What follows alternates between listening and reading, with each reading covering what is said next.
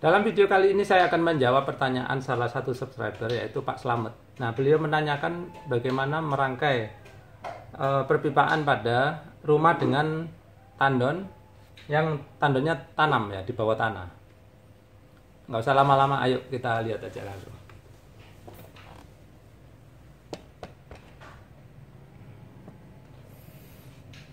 Sebelumnya kita pahami dulu ya masing-masing di dalam gambar ini. Yang pertama ini rumah.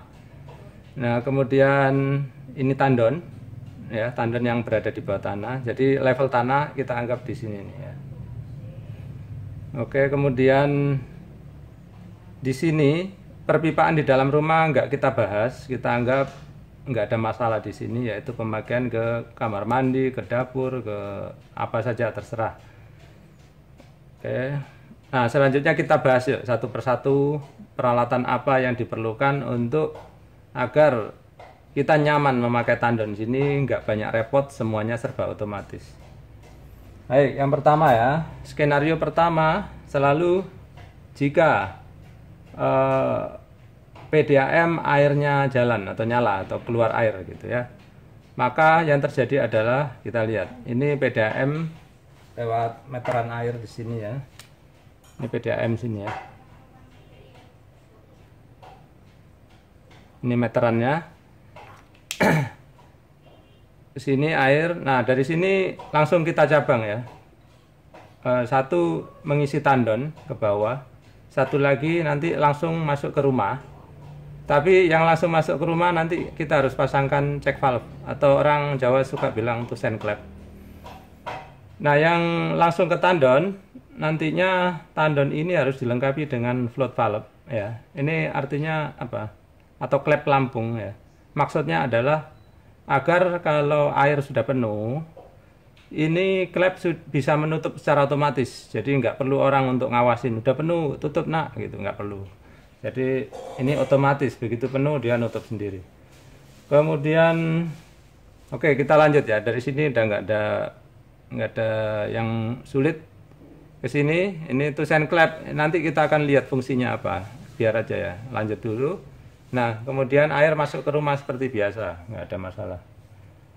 Oke, sekarang misalkan ini ya, sekarang adalah skenario kedua. Skenario kedua adalah PDAM mati ya, jadi nggak ada aliran air dari sini. Maka apa yang terjadi? Ayo kita lihat. Tadi tandon udah penuh ya, karena otomatis setiap hari dijamin penuh karena ada float valve di sini. Kemudian, nah waktunya pompa bekerja ya, waktunya pompa bekerja. Kenapa? Karena sekarang kan nggak ada tekanannya di sini, karena nggak ada tekanan. Kemudian pompa ini dia nanti seharusnya ya, ini kalau saya anjurkan Pak Slamet itu memakai pompa dengan pressure switch, dilengkapi dengan tangki udara ya. Tangkinya boleh di atas, boleh di bawah. Ini saya gambarnya di atas saja, lebih mudah. Nah, tangki ini kawan-kawan ya, lebih besar lebih baik ya. Kenapa? Karena ini untuk mengurangi kecepatan cetak-cetok atau cetak-cetek ya. Jadi kawan-kawan banyak yang mengeluh kenapa pompanya cetak-cetek ya. Yang pertama karena tabungnya mungkin kekecilan, yang kedua tabungnya sudah bocor di dalam ya. Biasanya kebanyakan bocor, cuman kita nggak tahu aja. Yang bocor udaranya, bukan air. Oke, pompa ya. Di sini pompa, kalau pompa bekerja kita lihat nih ya, urutannya bagaimana. Pompa akan menghisap air dari tandon ya. Di tempat hisapan ini kita di dasarnya, di dasar dari pipa ini. Ini harus kita kasih ini foot valve ya, atau klep kaki kalau di Indonesia kan, cuman jarang ya orang bilang, mungkin foot klep gitu. Artinya apa? Sebetulnya dia fungsinya mirip dengan check valve atau tusen klep, cuman dia diposisikan vertikal. Kalau vertikal ini harus pakai tusen klep yang model spring, pakai per ya. Tapi kalau kita beli foot klep itu biasanya pasti model spring yang keluar. Kemudian di bawahnya itu biasanya ada saringannya. Ini udah satu set. Jadi kalau kawan-kawan nggak nemu yang satu set, ya bisa pakai Tusen Club yang model pair atau model spring, tapi harus dipasang saringan ya bawahnya. Fungsinya apa? Kalau ada kotoran biar dia nggak masuk ke dalam pompa, nanti bisa merusak pompa. Jadi saringan itu fungsinya itu menjamin bahwa air yang dihisap bersih. Oke, dari sini air udah dihisap ya. Terus kenapa sih harus ada foot clamp gitu ya? Foot clamp ini fungsinya adalah kalau ini pompanya lagi nggak jalan, ini kalau dibiarin kan airnya turun tuh. Sehingga ketika jalan pompa kesulitan, harus mancing-mancing dulu ya. Di sini biasanya ada buka tutupnya itu, dibuka terus diisi air untuk mancing. Nah, kalau dipasang foot clamp, kita harapkan air itu selalu ada di sini. Sehingga nggak perlu mancing lagi. Oke. Nah, di sini itu saya gambar ada, ini sebetulnya union atau orang Jawa suka bilang watermur. Nah, fungsinya apa? Ini kalau suatu saat foot clamp saringannya kotor atau ada masalah, ini kita bisa dengan mudah untuk membukanya di sini ya. Watermurnya dibuka, terus tarik keluar ini pipanya ini, sehingga kita bisa menservisnya atau memperbaikinya. Kalau ini nggak dipasang kayak gini, sudah dilem mati, maka kita kalau mau servis ini harus menyelam ya, masuk ke dalam tandon, susah lah. Mendingan ini dipasang watermur gitu ya, atau union. Oke, sekarang masuk ke dalam pompa ya, dipompa seperti biasa, lalu nah masuk ke rumah. Oke, nah kemudian ada kemungkinan dia balik lagi ke PDAM nggak gitu, kita lihat.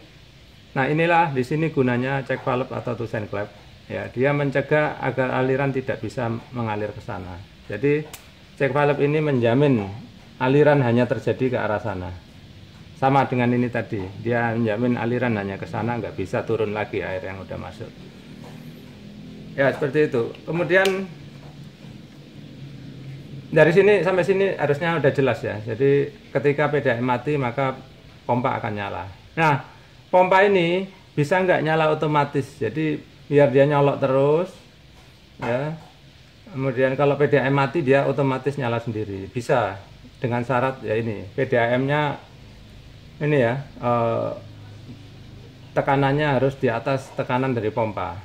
Misalkan tekanan pompa ini biasanya kan sekitar 2 atm atau 2 atmosfer, maka PDAM harus di atasnya, mungkin 3 atm atau 4. Nah, kalau tekanan lagi tinggi 4 atm atau 3 atm di sini ya, misalkan pas PDAM jalan tekanannya tinggi, maka pompa secara otomatis akan mati ya. Nggak perlu dimatikan listriknya atau dicopot kabelnya, biarkan aja tekanan dari air PDAM akan mematikan pompa sendiri. Nah, begitu. Kemudian balik lagi, kalau PDAM mati otomatis tekanan di sini turun, maka pompa akan mengambil alih pekerjaan menyuplai air. Nah, demikian khususnya untuk Pak Slamet ya. Mudah-mudahan rangkaian ini menjadi inspirasi untuk kawan-kawan, bisa juga untuk menirunya, misalkan membutuhkan rangkaian yang sama. Kalau ada koreksi atau kritik dan saran dari kawan-kawan, saya sangat terbuka. Nanti misalkan memang ada perbaikan, saya akan menuliskannya di komentar yang teratas atau di kolom description. Sekali lagi terima kasih sudah menyaksikan.